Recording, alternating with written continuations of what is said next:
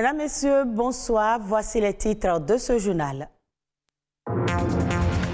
Dans de nombreux pays, la croissance démographique anéantit trop souvent la croissance économique et pourtant, la planification familiale est l'une des clés du développement censée permettre d'inverser la tendance.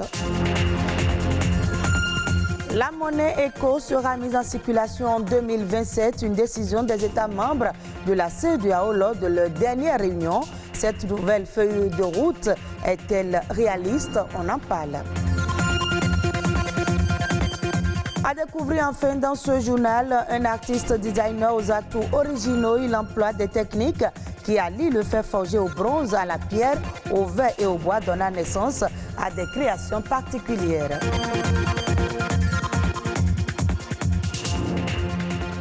Dans certaines parties du monde, la croissance démographique anéantit trop souvent la croissance économique. C'est le cas au Bénin, où le taux de fécondité est parmi les plus élevés et où l'utilisation des méthodes modernes de contraception reste très limitée. Comment faire pour allier planning familial et croissance économique afin de favoriser le développement? La réponse, c'est dans cet élément. Dans l'ensemble, 16% des femmes en union utilisent une méthode de planning familial, dont 12% une méthode moderne et 3% une méthode traditionnelle selon l'INSAE. Autant d'options pour réguler ces naissances que Françoise expose aux femmes désireuses d'avoir des enfants lorsqu'elles le veulent et non par surprise. La planification familiale, ça inclut 3 volets. C'est permettre à chaque individu d'avoir le nombre d'enfants voulus au moment voulu, ça c'est la contraception. Et la prise en charge des couples stériles ou infertiles, c'est leur permettre d'avoir d'enfants. Le dernier volet, c'est de permettre à chacun d'avoir une sexualité responsable. Et dans la prise en charge de la sexualité responsable, il y a la prévention des infections sexuellement transmissibles.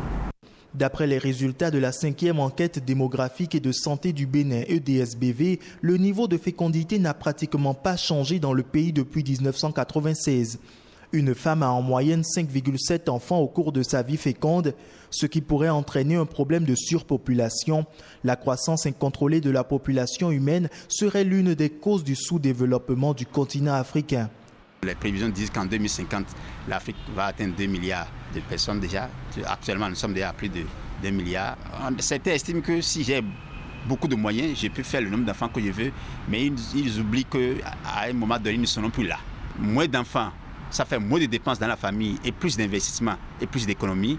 On estime que la forte natalité, nécessairement, a un impact sur le pouvoir d'achat des populations et donc sur l'économie de façon globale. Dans l'optique de réduire l'impact des hommes sur les ressources naturelles et ainsi limiter la surexploitation, des actions de sensibilisation peuvent être mises en place afin d'orienter le grand public vers de bonnes pratiques de consommation. Si aujourd'hui les populations sont nombreuses et n'arrivent pas à contrôler le prélèvement des ressources, c'est clair que ça va contribuer à la difficulté que nous aurons à maîtriser les ressources plus tard, et donc nous allons compromettre l'avenir de la génération qui vient. Il faut sensibiliser les populations à réduire le nombre de naissances pour leur permettre de pouvoir se prendre en charge et de pouvoir faire face aux problèmes du monde actuel et de participer sans doute au développement durable. S'assurer que les objectifs de l'agenda 2030 et 2063 pour le développement durable seront atteints par tous les pays africains, c'est le but du Fonds des Nations Unies pour la population. L'usage du planning familial à un niveau plus élevé reste leur cheval de bataille. Y arriver permettra de garantir aux populations l'accès à des soins de santé abordables, surtout en ce qui concerne les jeunes et les adolescents. Il y a quelques jours, les États membres de la CEDEAO ont adopté une nouvelle feuille de route en vue du lancement de la monnaie éco en 2027. Un calendrier qui semble un peu serré en raison de la pandémie du Covid-19 et des obligations de respect des critères fixés. Cette nouvelle feuille de route est-elle réaliste? Eric Oké, économiste-chercheur, nous donne quelques pistes. La plupart de nos États qui animent aujourd'hui la communauté économique de l'Afrique de l'Ouest, la CEDEAO, ont pris le temps d'analyser et je pense que pour cette fois-ci, ça aura quand même ça aura lieu. La CEDEAO est subdivisée en deux grandes zones. Nous avons la zone monétaire ouest-africaine animée par les pays de l'UEMOA et la seconde zone animée par les pays, 6 pays qui se rassemblent autour de la ZMAO. Alors, lorsque nous prenons l'UEMOA, les 8 pays partagent la même monnaie. Et il n'y a pas de difficulté entre ces pays, alors que lorsque nous prenons la ZMAO, c'est 6 pays avec différentes monnaies. Alors, donc, comme préalable, il va falloir quand même que les sachants, c'est-à-dire les autorités monétaires, mettent en place des politiques qui puissent permettre aux pays qui avaient des zones monétaires suffisantes, c'est-à-dire uniques à eux, comme le Nigeria, le Ghana, la Sierra Leone et autres, puissent s'entendre et s'organiser autour de cette monnaie pour un réel développement, pour une croissance autosuffisante. Les réserves à l'étranger, je pense que c'est une erreur. Les réserves ont leur raison d'être et doivent participer à l'activation de l'activité économique. Mais lorsque vous n'êtes pas autosuffisant, lorsque vos industries ne fonctionnent pas, lorsque votre production intérieure ne marche pas, je pense qu'eux-mêmes, c'est-à-dire les 15 États, seront dans l'obligation de faire appel à une puissance pour une colonisation, pour une énième fois. Donc il va falloir que ces nations s'organisent. 15 États en termes de production agricole, en termes d'industrie et autres, je pense que c'est ne pas petit.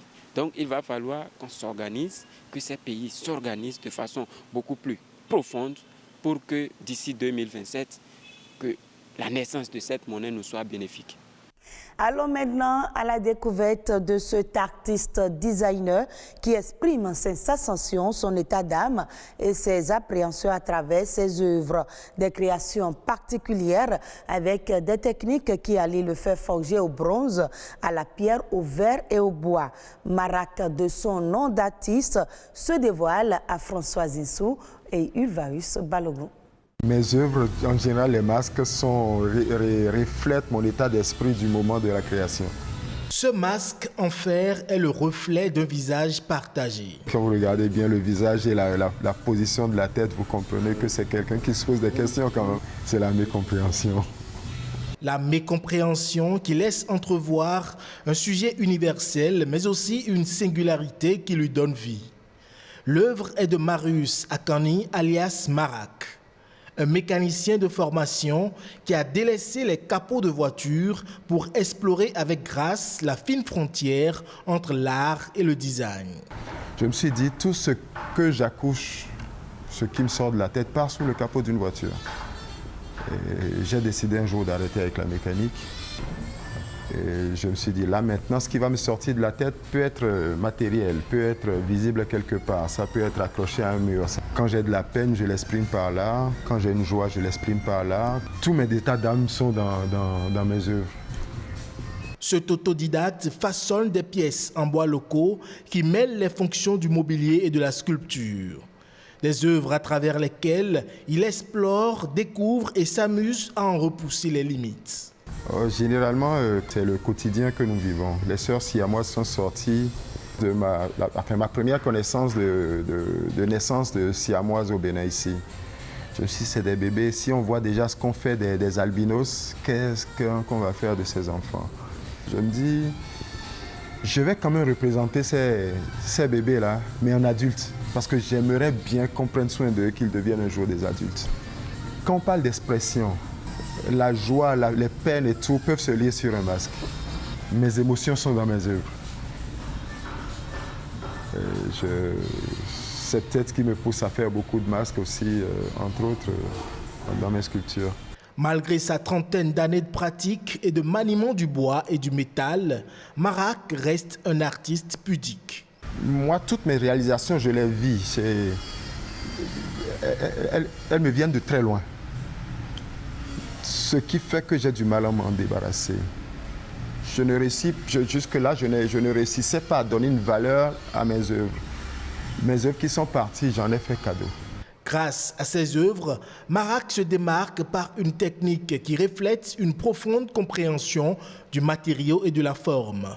Une singularité pour sortir des sentiers battus. Suivons à présent les autres sujets de l'actualité au plan national. La Nation en bref est présentée par Wilvaeus Balogun.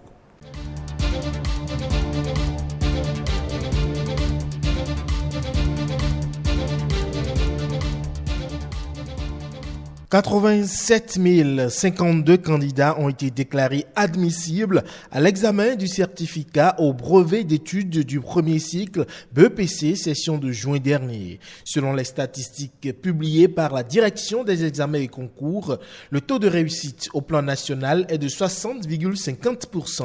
Le département du Plateau vient en tête du taux de réussite avec 68,73% d'admissibles et le département de l'Ouémé vient en dernière position avec un taux de réussite de 53,67%.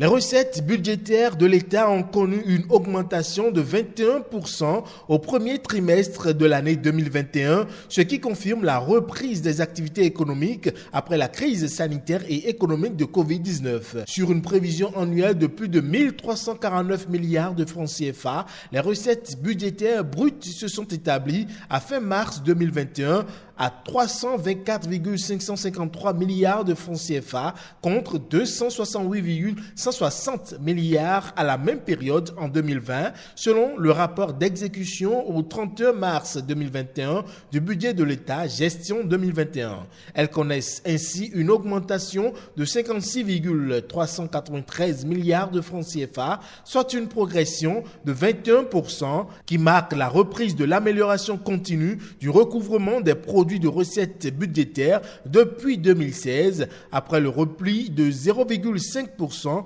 noté au premier trimestre 2020. L'Agence de développement de l'entrepreneuriat des jeunes a procédé jeudi 1er juillet dernier au lancement du programme Boost Your Business. Le programme vise à outiller 1000 entrepreneurs dans 10 villes du Bénin en communication digitale et corporate branding. Il s'agit d'aider les bénéficiaires à travers des masterclass sur l'usage des technologies de l'information et de la communication à maintenir leur activité grâce au digital et à augmenter leur chiffre d'affaires pour faciliter la croissance de leur entreprise dans un contexte post-Covid-19. Les villes concernées sont entre autres Cotonou, Porto Novo, Abomey-Calavi, Ouida, Cloécamé, Boïcon, Parakou, Savalou et Savé.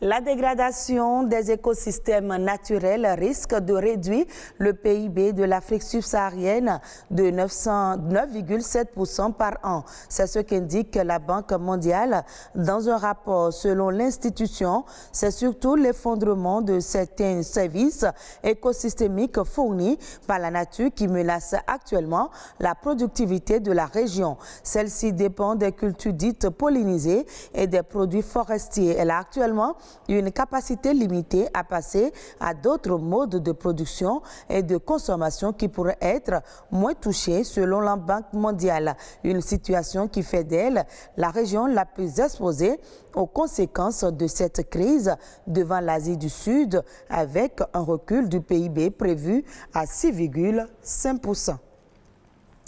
Et ce sera tout pour ce journal que vous pourrez retrouver sur le site de l'ORTB, www.ortb.bj. Merci de nous avoir suivis.